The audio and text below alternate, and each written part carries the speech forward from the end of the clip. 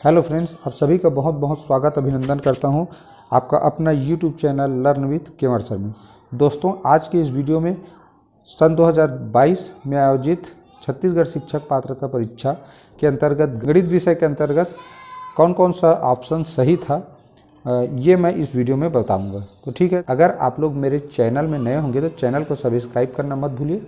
और चलिए बिना देरी किए हुए यह वीडियो स्टार्ट करते हैं। पढ़ते हैं यह सबसे पहला प्रश्न। देखिए, व्यक्ति ए किसी काम को 20 दिन में करता है, उसी काम को व्यक्ति ए और बी दोनों मिलकर 15 दिन में करते हैं। यदि उनको पूरा काम करने के लिए 400 रुपये दिए जाता है तो दोनों का बंटवारे में कितना कितना आएगा? इसका सही ऑप्शन है, इसका सही उत्तर है ऑप्शन ए। अगला प्रश्न लेते हैं। कौन सी अवधारणाएं अधिक अमूर्त है? ज्यामिति, बीजगणितीय, संख्यात्मक, सभी समान रूप से अमूर्त है। इसका सही उत्तर है ये बीजगणितीय। चलिए अब देखते हैं। प्रत्येक अभाज्य संख्याओं के दो गुणनखंड होते हैं। प्राथमिक स्तर पर इसे सिद्ध करने के लिए किस पद्धति का पालन किया जाना चाहिए? तो इस प्रश्न का सही उत्तर है ऑप्शन ए। चलिए अगला प्रश्न पढ़ते हैं। सूचना के ज्ञात अंशों को एक साथ रखना और ज्ञात से अज्ञात की ओर बढ़ना। तो इस प्रश्न का सही आंसर है ऑप्शन सी, आगमनात्मक विधि। अगला प्रश्न है। सीखना यानी रटना किस मॉडल का सूचक है? इस प्रश्न का सही उत्तर है ऑप्शन बी, बैंकिंग मॉडल।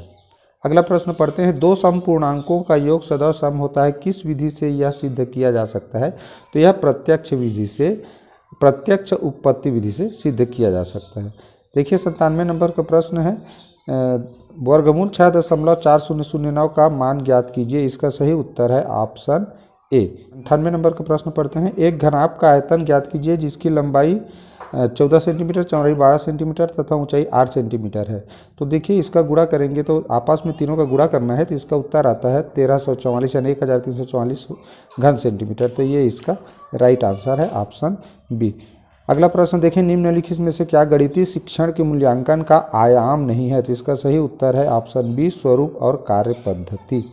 आयतन और द्रव्यमान के बीच क्या संबंध है? इसका सही उत्तर है ऑप्शन ए, एम बराबर वी इंटू डी, यानी कि द्रव्यमान आयतन और घनत्व के गुणनफल के बराबर होता है। देखिए अगला प्रश्न देखें। यदि 18:13.5 समानुपात 16:100 हो तो 100 का मान ज्ञात कीजिए। इस प्रश्न का सही उत्तर है ऑप्शन बी, 12। अगला प्रश्न देखते हैं। 2 सही 3/4 भागित 1 सही 1/8 का मान ज्ञात कीजिए। इस प्रश्न का सही उत्तर है ऑप्शन ए, 22/9।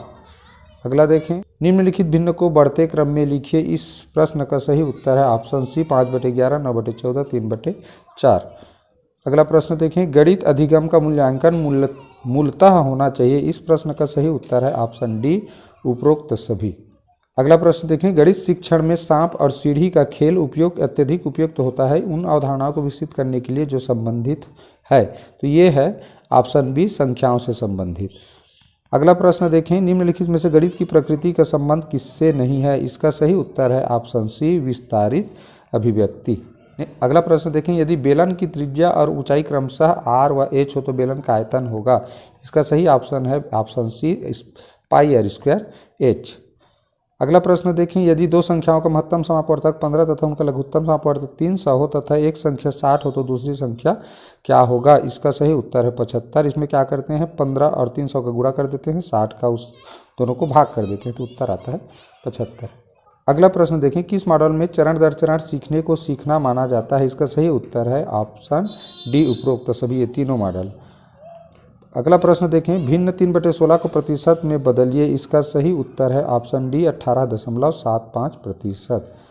अगला प्रश्न देखें। 450 रुपये की राशि के लिए साधारण ब्याज के 4.5% प्रति वर्ष की दर से ब्याज के रूप में 81 रुपये प्राप्त करने पर कितना समय लगेगा? इसका सही उत्तर है ऑप्शन बी, 4 वर्ष।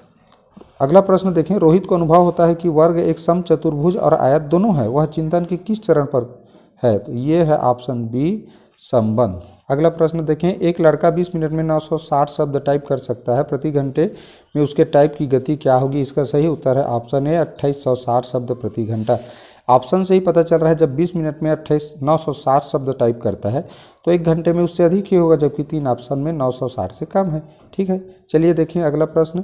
सोच की वृद्धि और गणितीय संकल्पनाओं के विकास के बीच एक निकट संबंध को किसमें स्थापित किया जाता है? तो इसका सही उत्तर है ऑप्शन सी अनुसंधान। चलिए अगला प्रश्न देखें। एक क्षतिग्रस्त कुर्सी जिसका मूल्य 110 रुपये है उसे 10% हानि पर बेचा जाता है, तो उस कुर्सी का विक्रय मूल्य ज्ञात कीजिए। इसका सही उत्तर है ऑप्शन बी 99 रुपये। अगला प्रश्न देखें। मौखिक उदाहरण विद्यार्थियों में किस शक्ति को विकसित करता है? इसका सही उत्तर है ऑप्शन डी विचार शक्ति, तर्क शक्ति, कल्पना शक्ति, यानी तीनों का विकास करता है, इसलिए उपयुक्त तो सभी उत्तर आएगा।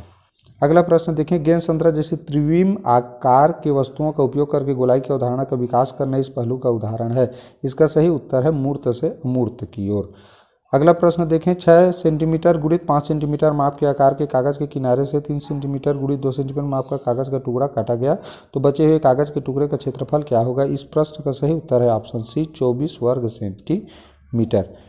अगला प्रश्न देखें। 3, 8, 9 और x का औसत मान 6 है, तो x का मान होगा। इसका सही उत्तर है ऑप्शन ए 4। गणित खंड का यह अंतिम प्रश्न है। निम्नलिखित में से कौन सा संबंध सही है? तो चाल बराबर होता है दूरी बटे समय, तो ये ऑप्शन बी इसका सही उत्तर है। ठीक है, आप लोगों को यह वीडियो कैसा लगा प्लीज़ कमेंट करके ज़रूर बताइए, और वीडियो को एक लाइक करना मत भूलिए। आप वीडियो को पूरा देखिए, इसके लिए बहुत बहुत धन्यवाद।